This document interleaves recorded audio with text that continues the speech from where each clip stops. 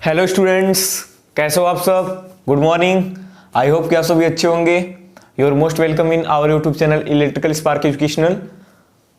Today I will discuss a new topic that is daily life uses sentences. Here I will discuss some sentences which we are used to in the our daily life. So I will start to my first sentence, that is क्या आप तैयार हैं.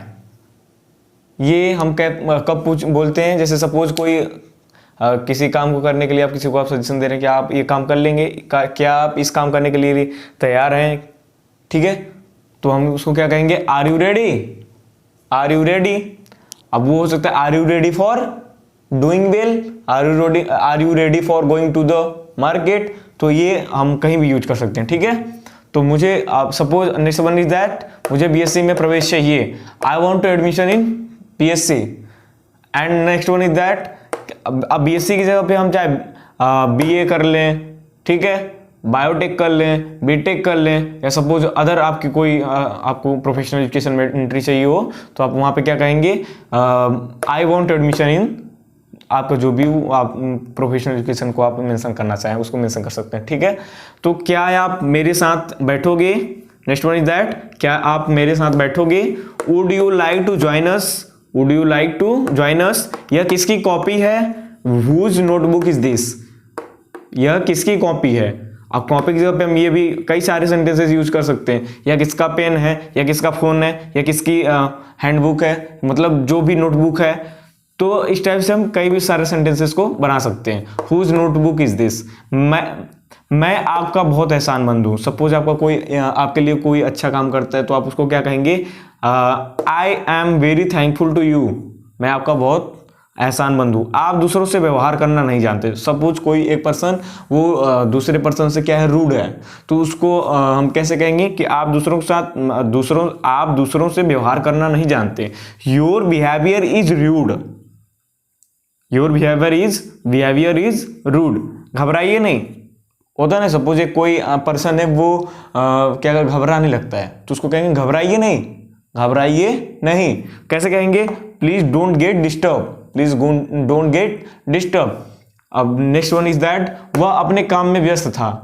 जब मैं अपने दोस्त से मिलने गया तो वो अपने काम में व्यस्त था, तो हम क्या कहेंगे, जैसे वह अपने काम में व्यस्त था, इसका मतलब he was busy in his work. He was busy in his work. Clear.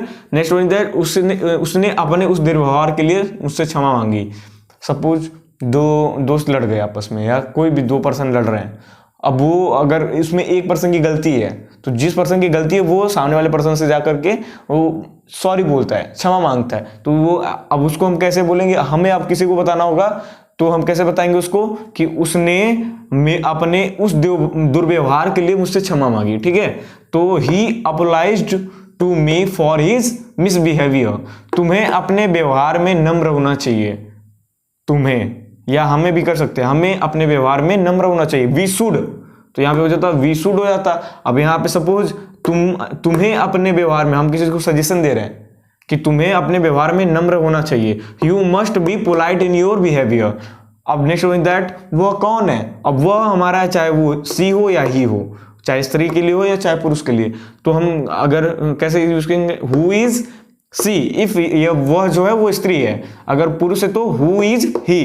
Clear हुआ. इससे कोई फर्क नहीं पड़ता. इससे कोई फर्क नहीं पड़ता कि आप कितना मेहनत करते हो. ठीक है, इससे कोई फर्क नहीं पड़ता कि आप कैसे हो.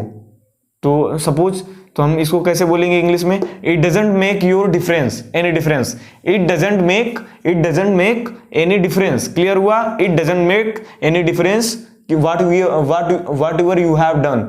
क्लियर हुआ. जैसे अगर हम आगे भी कुछ सेंटेंस, इन सब का यूज करके हम और भी आगे सेंटेंसेस बना सकते हैं ना. इससे कोई फर्क नहीं पड़ता कि आप कैसे हो. इससे कोई फर्क नहीं पड़ता कि आप कितना मेहनत कर रहे हो. इससे कोई फर्क नहीं पड़ता आप कितनी पढ़ाई कर रहे हो. ठीक है, तो हम उस टाइप से सेंटेंस आगे बना लेंगे. सच्ची बात कड़वी लगती है. ये लाइन मैक्सिमम लोग बोलते हैं. कैसे बोलते हैं, सच्ची बात तो कड़वी लगती ही है. हाँ, सच्ची बात तो कड़वी लगती ही है ना. तो इस टाइप से कैसे इसको हम बोलेंगे, truth is bitter. Truth is bitter. Truth is bitter. Okay, तो आई होप कि ये सेंटेंसेस आपको क्लियर हो गए होंगे. आप इन सब सेंटेंसेस को यूज करके अपने डेली लाइफ में थोड़ा सा इंग्लिश यूज करने की कोशिश करिए अपनी स्पीकिंग में. ठीक है, अब इसी सेंटेंस को आप कई जगह पे यूज कर सकते हैं. क्या आप तैयार हैं? सपोज 2 पर्सन हैं और एक पूछ रहे मार्केट चलना है, तो क्या आप मार्केट जाने के लिए तैयार हैं? Are you ready for going to the market? इस टाइप से हम कहीं भी आर यू क्या आप तैयार हैं अपनी परीक्षा के लिए? Are you prepared for your exam? Are you, ठीक है।